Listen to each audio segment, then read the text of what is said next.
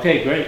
We'll do our first adjustment here with Dr. Rowe, and what do I have to do? All right, first thing I want you to do is go ahead and lay back on your back with your head right here for me, okay? Okay, yeah, everything's out of my pockets. No belt, you told me that. No belt. Remember that? Just knees like this? Yep. Yeah, you're gonna come, actually slide all the way back to your head's on the pillow, just straight back. Sure. What we're gonna do first is just do a leg check on you, because when we see imbalance in the legs, meaning one leg shorter than the other, that's one sign that there's some muscle imbalance. Right. And that the atlas or that C1 bone's out of position. So this would be good. I don't even know. Is one leg shorter than the other? I don't even have any idea. Yeah, and so when we look at you here, the way we look is we look where the shoe meets the rubber, not where the rubber meets the road, because this is going to get worn, but this will never get worn. Oh, yeah. And so when we look at you here, your left leg is actually about a ½ inch shorter than your right. I don't know if you can see that there or not, but. And so when we square these, and then after we do the correction, we'll recheck it to see. So again, this whole thing you're doing with me here with the left leg shorter goes right up into my hips, my spine, all the way up to my head. Correct. This has everything to do with all of it.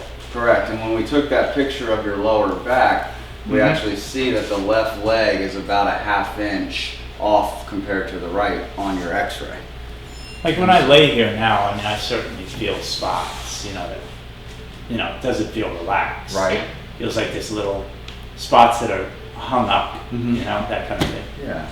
Go ahead and sit up for me and face me, okay? Okay.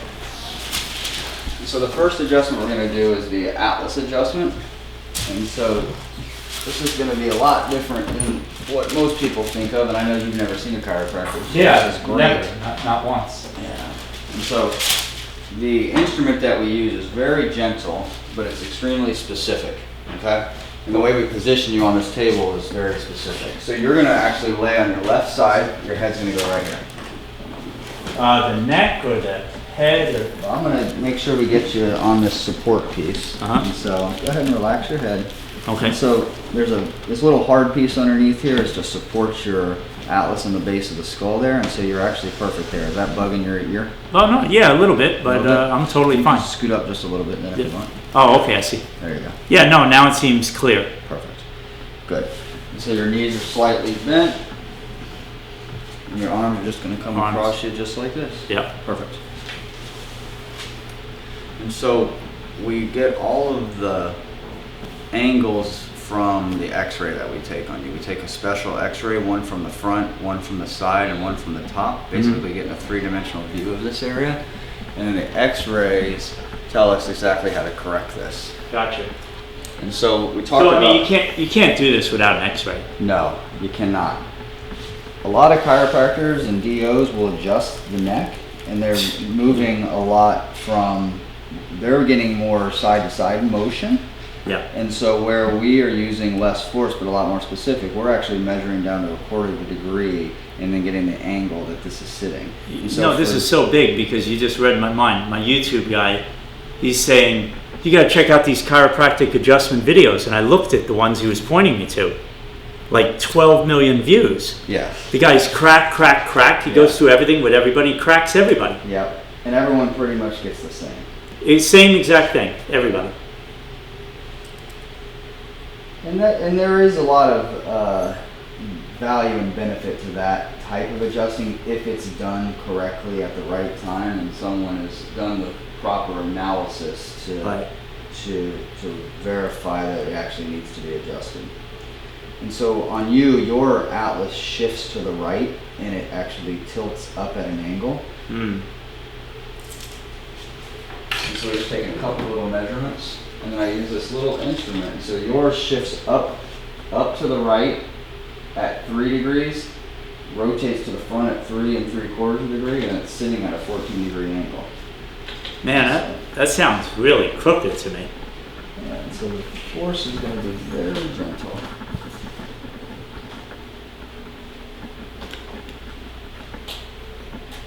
That's it? That's it. Oh, that's good. I could go to sleep.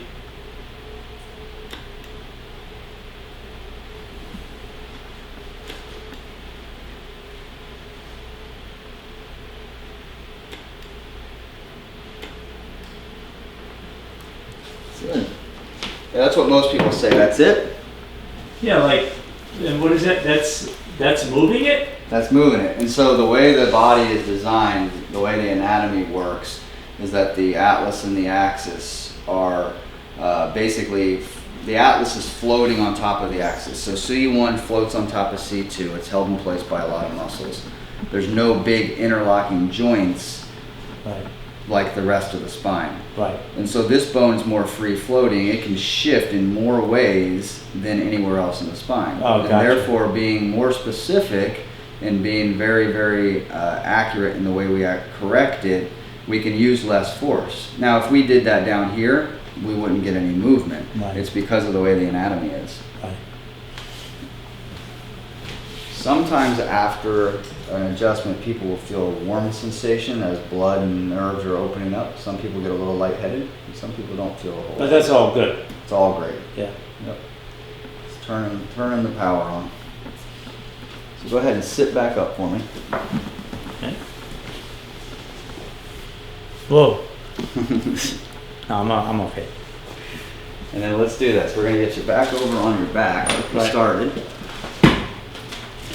And just recheck the leg length. See if they're balanced there. Go now? Yep, go ahead. Wow, that would change the legs already, you think it's possible? Absolutely. Oh, wow, that's cool.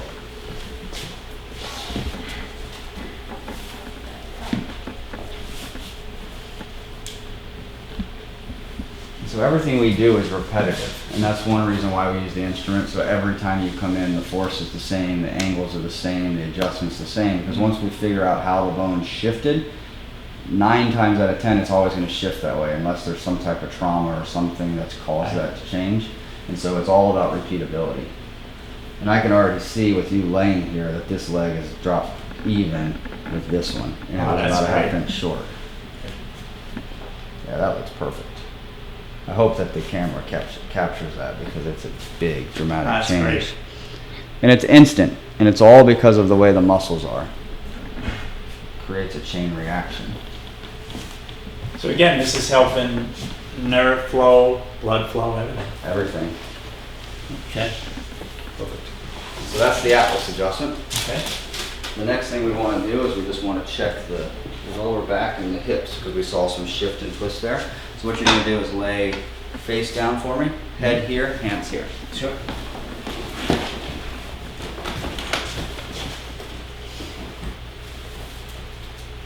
Put the arms like this, fine.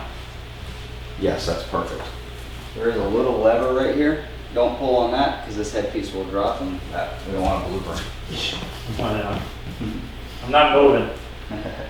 All right, and so when we look at you here, when we lay your face down, we're checking now the low back, and so the muscles are pulling differently on the body. Before, your left leg was short. Now on your stomach, when we look at you here, your right leg's shorter than your left. Oh, that's weird. And so when I bring your legs up here, you can actually see here, now your right leg is a little bit longer than your left. And so what we call that is, we call that a Deerfield positive, which means that your hips are shifted, okay? So to correct that imbalance, and we actually see it on the x-ray, we're gonna put a little pressure here on the hip, and this little table just lifts up, and Oh, it's yeah, just a I little see. bit of a pressure, yeah. This is a very common technique. Yeah, this is, like, I never understood this. Yeah, so it applies the law of physics. So an object in motion stays in motion until it hits an opposite force. And so we direct your hip in a direction, and then when the table actually drops, it's what's creating the actual shift. And already your legs are a lot more balanced. And that's very easy to see. Now the hips have some really strong muscles, Right.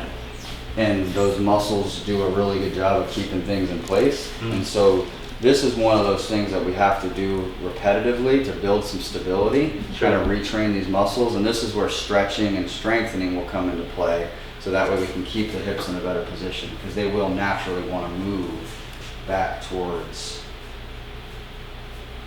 Wherever they were, right? position. Yep. Yeah, Yep. muscle memory. Correct. Gotta retrain my body. Yep. Like going to the gym.